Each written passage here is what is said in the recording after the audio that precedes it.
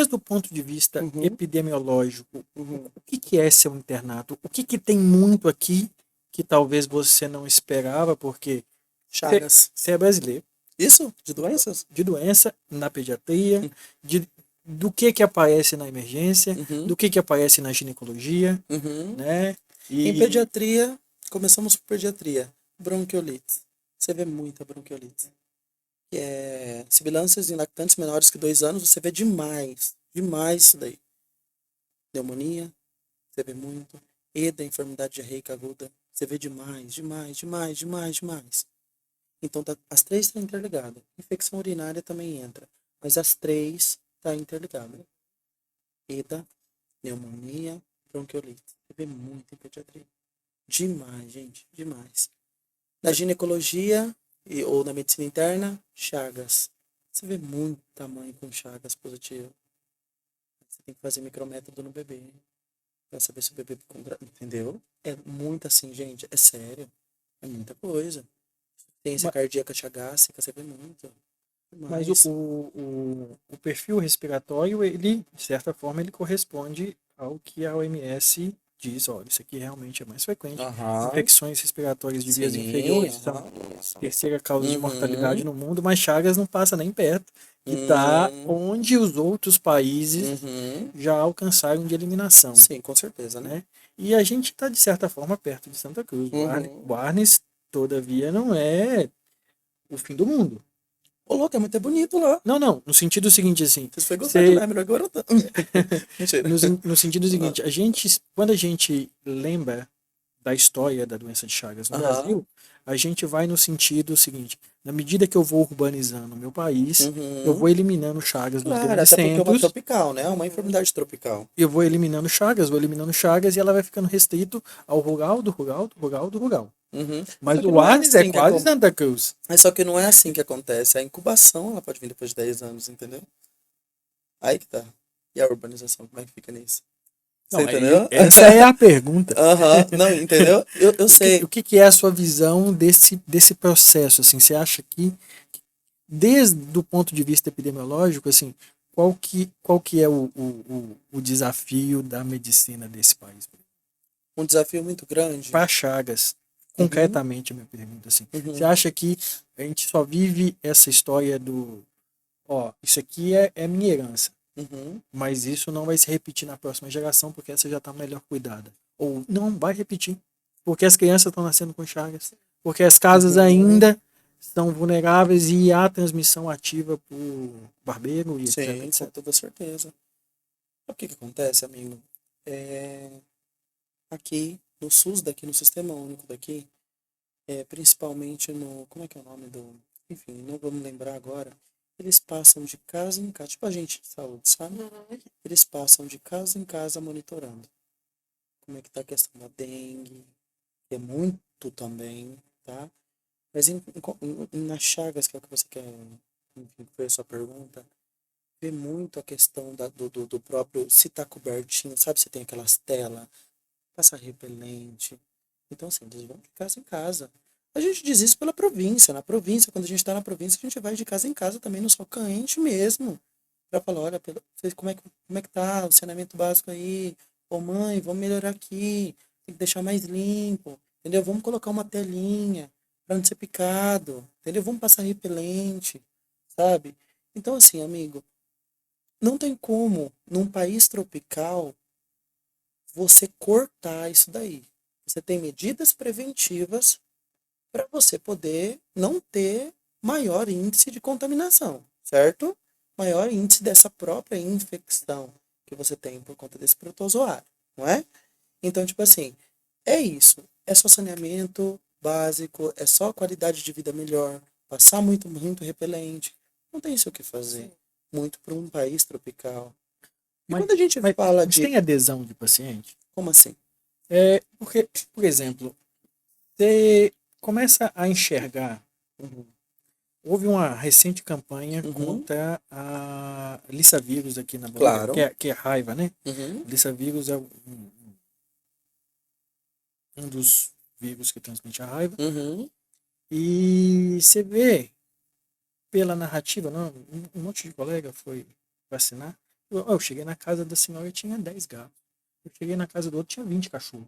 Mas são cachorros que eles criaram? Não, não. Vai passar na rua, ela vai pegando. Vai Ela pegando. vai pegando, ela Vai vai pegando, pegando, vai vai pegando, pegando, vai pegando, vai pegando, vai pegando. Por exemplo, mas isso é um comportamento quase antissanitário. Não, demais. Porque você está trazendo algo que você desconhece completamente para dentro da sua Aham. casa e tudo aquilo que te ensinam sobre profilaxia ou evitação de uma exposição desnecessária, você acaba desobedecendo. Não, você desobedece total. A gente, aqui não tem como você entrar para essa linha de raciocínio como se tem no Brasil em muitas casas. Não, porque o Brasil é exatamente. O Brasil é mais aqui. Peraí, entendeu? Mais cuidadoso nessas questões. É até bonita a atitude, se você for parar para ver. Animais, você entendeu? Mas quase todos, amigos, que na província. A gente tem que vacinar. Você tem que vacinar cachorro. Uhum. Eu vacinei mais de 400 cachorros na minha província. E eu fazia isso é com amor. Vambora, vambora, vambora. Entendeu? É isso. Então, tipo assim, nas casas que realmente tinha casa que tinha 7 cachorros de uma senhorinha, digamos assim. Um senhor que mora só, que perdeu a sua mulher. É aquela história bonita que você vê, sabe? Que tem ali aquela quantidade de cachorro pra ser seu amigo, Pra não ficar pra solitário. não ficar solitário. Todos vacinados. Não, Tá? para eu não perder o meu raciocínio, eu vou Claro. mudar de doença.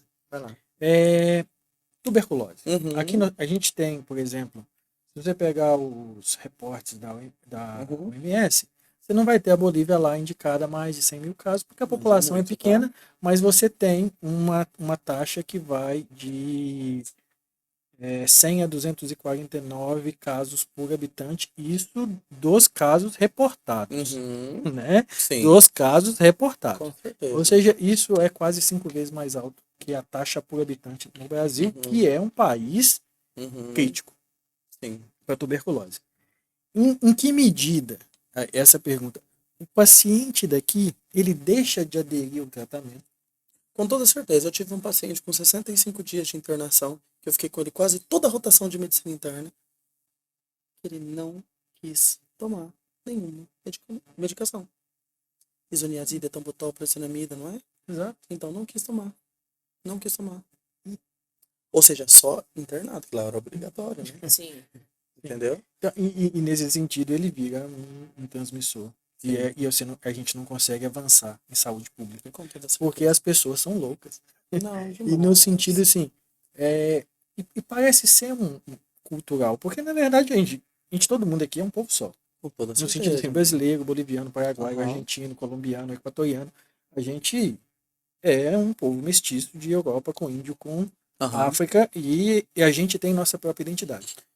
E de Aham. certa forma, a gente vem dificultando isso. Uhum. Eu tive uma experiência de uns 6 a 7 meses vivendo em Portugal. Sim, E eu vim porque a pandemia tinha estourado. Eu queria abrir uma empresa em Portugal há muito claro. tempo. Eu Uhum. tinha uma empresa no Brasil, queria uma empresa em Portugal para mim fazer uma exportação de um produto para mim mesmo. Com toda Né? certeza. E só que coincidiu com a pandemia. Uhum. Né? A gente estava lá, estava abrindo. E aí, quando a pandemia estoura na Itália e ela começa a se difundir para a Europa, de coronavírus que eu estou falando, Claro. em 2019 para 2020, os órgãos do governo eles começam a fechar. Fala assim, Claro, com toda certeza. eu não posso tramitar o seu processo mais, eu não posso abrir sua empresa porque eu não vou funcionar. Aham. Mandaram eu para casa e agora eu estou em quarentena profilática Sim. em Portugal. E aí chegou até um ponto que eu recebi até uma ligação da imigração dizendo assim, o seu período aqui já venceu, Uhum. mas a gente quer dizer que você pode ficar, incluso a gente vai te legalizar no dia tanto de maio se a gente puder te receber, se a gente não tiver ainda com bloqueio. Ou seja, Portugal queria me dar a residência para que eu, com residência, pudesse ascender ao serviço de saúde da União Europeia, porque não residentes não tinham direito à saúde gratuita. Olha só como que é diferente daqui. E aí por quê? Porque também eu tinha um outro problema. Que as vacinas que estavam previstas, Uhum. elas iam ser necessariamente pelo sistema público, não ia ter venda de vacina. Então, Aham. quem não tivesse legalizado não poderia acender as vacinas quando Uhum. elas estivessem disponíveis. Então, Portugal estava correndo Aham. para legalizar, para que a União Europeia recebesse assim, o Ramon pode receber a vacina quando a vacina estiver disponível. Com toda certeza. Então, houve esse movimento lá. E aí você percebia, de forma geral, o português como um cidadão obediente. O Estado fala, vocês estão de quarentena profilática. Claro. Você saía na rua, era um deserto. E a polícia chegava na rua e te encontrava e falei assim: Ô brasileiro, vai pra casa. E aí você olhava e tinha mais 8. E a polícia ainda ficava falando: Ó, eu vou falar com os outros 8 brasileiros que estão aqui na rua. Porque Amigo, só você viu vocês. como é que foi aqui, a Não, pandemia aqui? eu Ah, fui pois eu também. fiquei 3 meses aqui, eu aguentei 3 meses aqui. Mas só foi 3 meses e eu peguei meu B pro Brasil, que eu fui de, como é que fala? Aquele translado que fazia pelo consulado. Tem um nome, eu esqueci. Peguei meu beco e fui embora. Mas eu aguentei 3 meses aqui. Ninguém saía na rua. Exceto Brasileiro. os brasileiros. Pois Era é. surreal, mulher. Pois Você é. via uma pessoa na rua, essa pessoa era brasileira. Não, mas. Gente, eu fiquei assim, meu Deus. E esse é Ah, justamente a questão que a gente tem com o paciente de tuberculose boliviano, com o toda paciente de certeza. coronavírus ou potencial Aham. alvo de um coronavírus brasileiro, mas que quando você chega em outros lugares do mundo, Uhum. as pessoas têm um comportamento de respeito ao Estado, de respeito Demais. ao que, vamos dizer, ao que é a Não ciência. Ah, não, transmitir, entendeu? Eu tô te exatamente. entendendo, aham. E eles conseguem eliminar Eliminar. várias doenças infecto-contagiosas porque tem o comportamento sanitário adequado Uhum. para aquela ocasião. Sabe, amigo, você tá falando aí sobre tuberculose, certo? Sim, Entramos em HIV agora. É um tema muito assim, sabe? Eu tive um determinado paciente e esse paciente ele tinha HIV. Chegou na emergência, referiu febre, dor de cabeça, mal-estar geral, né? Fizemos o teste e muita tosse persistente. Fizemos o teste, deu positivo e tudo mais, fomos falar com ele. Ele falou, não sabia. Não, não tem, não tem, não tem, não tem, não tem. Enfim, esse paciente se tornou meu. Uhum. Porque eu adoro essas coisas, porque eu tava vendo que o negócio dele tava difícil. Eu tava vendo que o negócio dele tava difícil e eu queria era ficar com o trem difícil mesmo. Cheio de patologia. Ele tinha 8 diagnósticos. Paciente. Aham.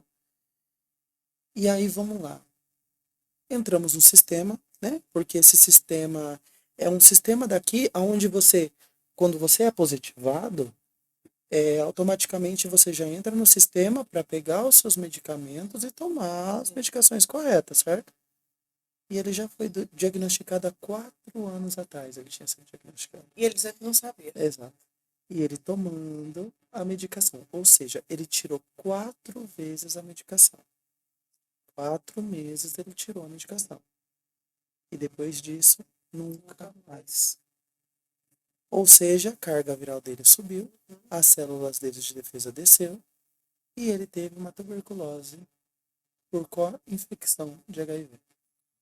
Então, assim, amigo, foi um paciente muito, muito difícil de lidar.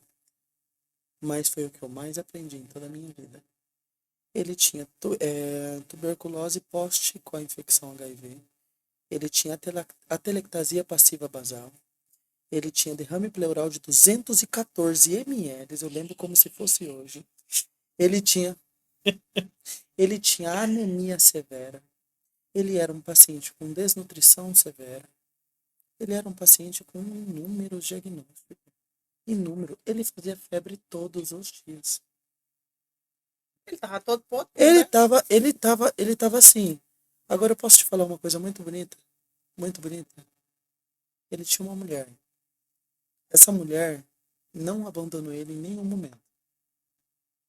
Porque ele estava numa etapa muito crítica. Ele já Sim. estava na fase cita dele. Uhum. Entendeu? Estava muito complicado. Um paciente de 1,69 m de alturas ele tinha, ele estava pesando 45 quilos. 45 quilos, gente. Então, assim, desnutrição total. E todas as vezes que a gente passava turno, a mulher dele estava dentro da sala, porque ele ficava numa sala de isolamento, certo? Que é aí que a gente coloca os pacientes infecto-contagiosos. Com a Bíblia na mão. Com a Bíblia na mão. Nunca perdendo a esperança. Nunca perdendo a esperança. E a gente fazia referência. Levava ele, não para aceitar, porque era o porte que a gente podia controlar. Mas a gente fazia uma referência, ou seja, com pneumologia, entendeu? Para ver como é que tá, com cardiologia, com cardiotorácico, porque ele tinha um derrame impactado. Precisava fazer a incisão, não era por punção a dele. Você entendeu? Era um paciente muito crítico. E acredite se quiser, eu fiquei com ele 65 dias, a carga viral dele desceu, as células deles aumentaram e ele recebeu alta. Ele recebeu alta. Que nem eu tava acreditando, mas eu falei, mas o que que eu faço agora? Porque a gente fazia de tudo, Rami. De tudo a gente fez por ele. Mas eu eduquei ele. Todos os dias. Todos os dias. Eu falava, Ele saiu com HIV controlado e tuberculose controlada. ele saiu com tudo controlado. Uai, então esse é o caso de sucesso, claro. Ele saiu com caso de sucesso, não, foi super sucesso. Foi super sucesso. Então, assim, fizemos a referência com ele para o cirurgião, removeu o derrame dele, entendeu? Automaticamente, várias transfusões que ele fez, tirou ele da anemia severa, porque estava severa. Severa, gente, a anemia. Chegou, a hemoglobina dele, eu lembro que chegava a quê? 5 ponto tal, 6. Era um paciente muito crítico. Era um paciente muito crítico, gente. Crítico mesmo, sem brincadeira. Mas toda vez que eu tava de turno, a mulher dele tava com a Bíblia na mão. Todas as vezes. E ele era meu paciente.